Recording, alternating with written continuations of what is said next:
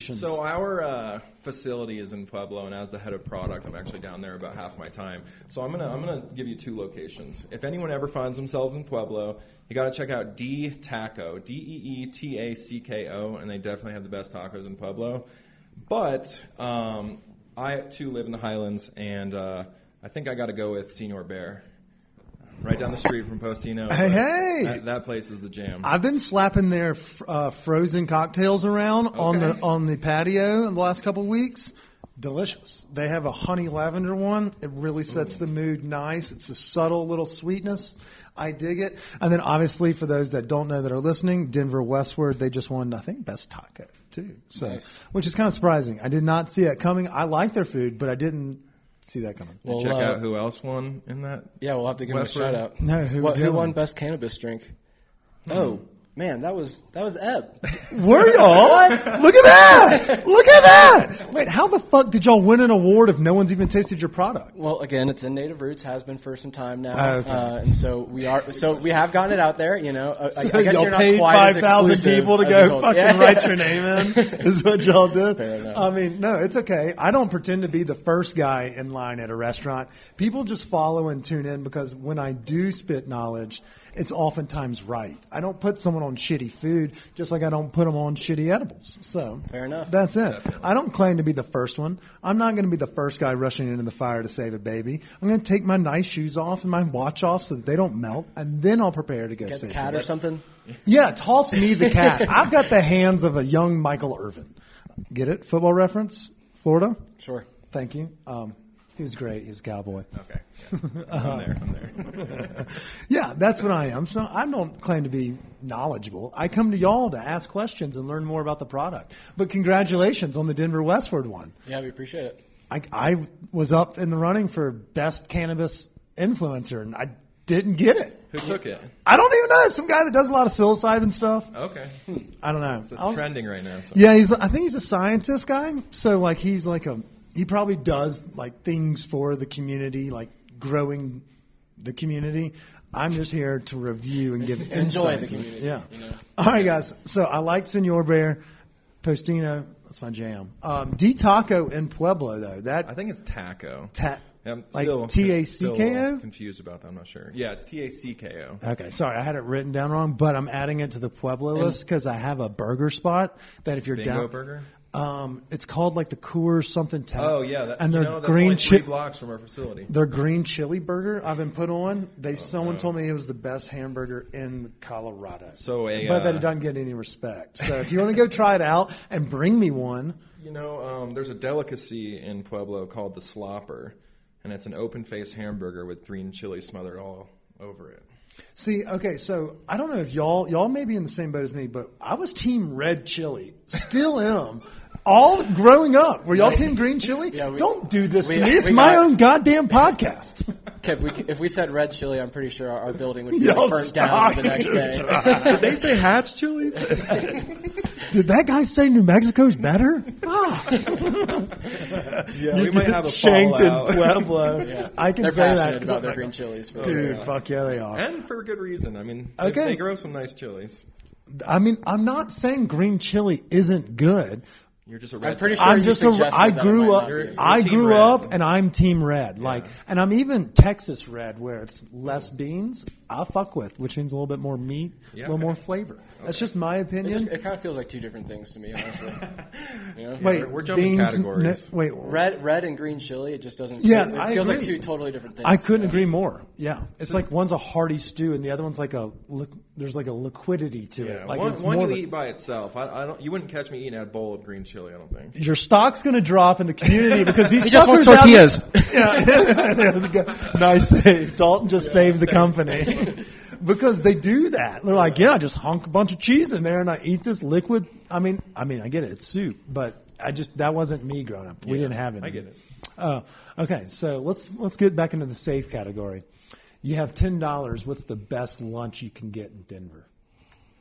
Oh man, you know, I'm a big fan of these like street tacos out of the actual trailer style. There's a couple on like the northeast section of Denver. No, I can never remember the names. But Put your mic in front of your face before I fight you. about to get killed by He was Kip. like, Kip's about to suck a dick? Like, what? I was like, What are these gestures? I know. I was like, sitting here Are like you filleting asking my me to, microphone. like, point it on a map? He's like, no, that's not the neighborhood. I was like, what is he talking about? Like more west. No, it's east. Sorry, everybody. I didn't mean to scream. I do it all We'll the edit time. that out later. Yeah. Yeah, sorry. No, not street you, tacos. me. Street tacos. I think the best answer is probably IYKYK taqueria. Slaps. And the tacos are like a couple bucks each, probably. Authentic street tacos. Talking about, it comes with a tortilla and meat and then just a bag of onions and cilantros. If that's not real to you, then honestly, I don't want to eat a $10 meal with you anyway. Dalton, I fucking love you, man. So I came up here. So it's right down the street from this office. I went there when I was came through here the other day. It's obviously Denver Westward's best taco, but it's my favorite as well. Like, it is, that Al Pastor is so good. I swear I didn't know that when I made the recommendation. It's a much more down-to-earth recommendation. This guy did his research. He's blowing me on my own podcast. I love it. That's great. But that's my primo answer as well. That's where I had lunch. Al on Pastor Cinco. is awesome. Yeah. Okay. Well done. Yours was okay. We don't know exactly what you were just The like. listeners couldn't hear any of it, but He was like, have you ever heard of street tacos? From like not a restaurant, but like a truck or a stand? We're like, yeah. And he's like, they're everywhere. They're great. Like, Have you the fuck driven is down that? Colfax? Federal, I would recommend Federal over Colfax. Yeah, true. Okay, well, 1-1. It's okay. Okay. Last concert we saw, next concert we're going to. Give it to me, guys. This is where people are going to judge you because we have a lot of live music fans. You know, it's interesting question just because of the times. There's not been many. Yeah. But It's been so long. I think the last concert I went to was Grizz at Red Rocks. Nice. And then my future concert kind of Grizz at Red Rocks. You know, Grizz He's at coming Red back Rocks. this summer, isn't he? Is he? I think so. Is it scheduled? I don't know. The schedule's a loaded one. You know, I'm going to Slightly Stupid in August. And I've seen them a bunch of times, and I'm really going for the subline guys because you got Pepper, you got The Movement, and you have Fortunate Youth, which are all. You like the openers? Yeah, I do. Okay. I do. Slightly Stupid's like a perfect band to catch in a summer as well. I saw him one time play on a beach down in Gulf Shores, Alabama, actually at the Hangout, Hangout Music Festival. early couple of years ago. And I was like, this is the band you want to listen to with your feet just buried in the sun, like in the 2 o'clock set, you know? So I like that vibe. That's well played. Yeah, a little bit of a high school nostalgia going on there. I mean, but they've been around for a minute.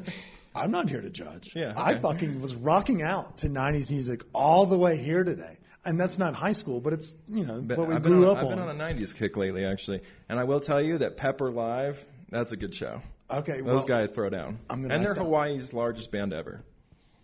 Just in case you're wondering. I'm writing this down. What was the last 90s song you listened to in the car? And or what's the last song y'all were listening to on Spotify before you got out today? It's probably cliche, but I've been listening to Nirvana. Natasha Bedingfield. Nirvana. Nirvana, Come As You Are on their live set with MTV in 1993. Oh, that Live and Unplugged with The Lake of best. Fire? Yep.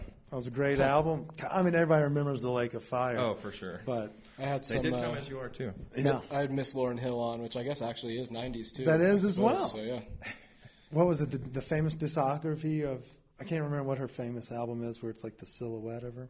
That's a good one though. I like it. Look at that. We're just vibing on 90s tunes. We're back in after that 34-minute yelling chaos, as I documented. All right. So we've done music. We've done best eats.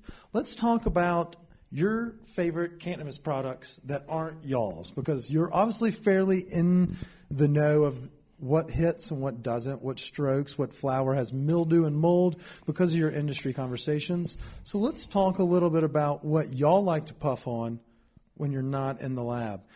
You can't say your own products, dispenser, or where your products are sold.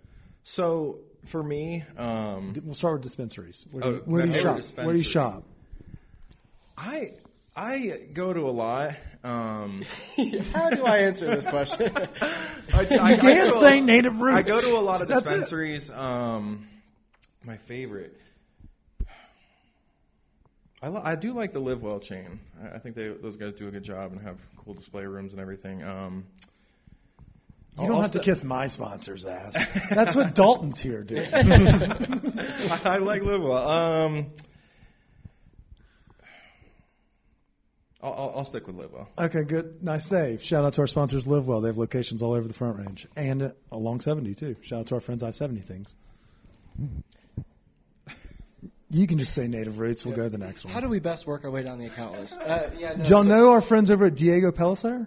They're fantastic. We can put you in contact with them. We'll get y'all's products on the show. I actually don't. I've never been in there, and I know there's a lot of great dispensaries out there, and we owe a lot of folks a lot of conversations. But that's the business guy. I'm gonna have to. Brooks is like, I like to smoke with the guys from Buddy Boy on 38.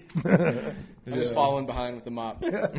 Don't worry, that's what they're here for. That's Sean and Julie got that. I would have to go Native Roots because we're so fired up about Ebb being out there, and if it wasn't for them, then maybe it wouldn't be so out there. Already winning awards and all that fun stuff, so got to give them the shout out there. All right, well, okay. So we'll go to the next question. We'll go flower. That's got nothing to do with your industry, so you don't have to feel biased. Biased? Yeah, maybe I'm high. What's the flower brand shopping boutique? What are we thinking here, guys? I'm not so much a flower. No, I'm a flower guy, okay. But I'm not so much of a brand loyalist when it comes to flower. I like to kind of experiment with a bunch of different brands. Someone who I feel like is consistently good is Bloom County. Okay, I like their stuff. Yeah, Bloom's good. And I'm a little bit biased because I run a lot of trim, so I kind of see results of the different suppliers. But see, that's what people, my listeners, want to hear your knowledge in that. Tell them a little bit more about what flower's good. Yeah. So when I run Bloom's trim for our CO2 oil that goes into our gummies, it's phenomenal. I mean, the cannabinoids that you're pulling out of that flower is great. I mean, Veritas, I've run their trim. It's fantastic. What is that other company? It's the brands that get me. Probably Cherry. Manchu. Cherry's great. Cherry's great. They work almost like exclusively with Wolfpack on a bunch of stuff too. Like I see them like intertwined on everything out there. Manchu That's Farms, real good. Mm-hmm. Which is used to somehow be Snacksland. Now Snacksland has been putting out a bunch of fucking shit. I see them everywhere. Like obviously it's always in that $60 range on the 8th, and you're like, I want to sell a nut today just to get an 8th? So these guys, when you see their trim, I mean, you get these bags, and the bottom is just coated with keef. It's the best trim. When you open it, you're like, wow, is this flower or trim? So I can't believe they're letting me use this. This is fantastic. Yeah, no, I mean that's the gist. Yeah, exactly. So, and you're with CO2 extraction. We do a lighter pull, so it's nice to see potencies above 80%, just straight out of the CO2 extractor. Talk a little bit more about that. What's this process that you speak of, and what's this 80% that we're talking about? So an SOP of ours is to not allow any kind of oil in our products that's under 70%.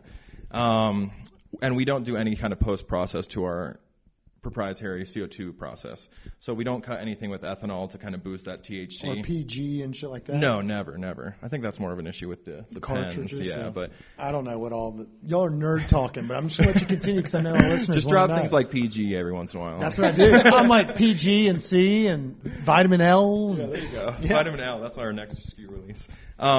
Please. Let's get spun. But yeah, so we do a subcritical run on our oil. We found the perfect pressure and temperature that kind of makes a really nice amber oil.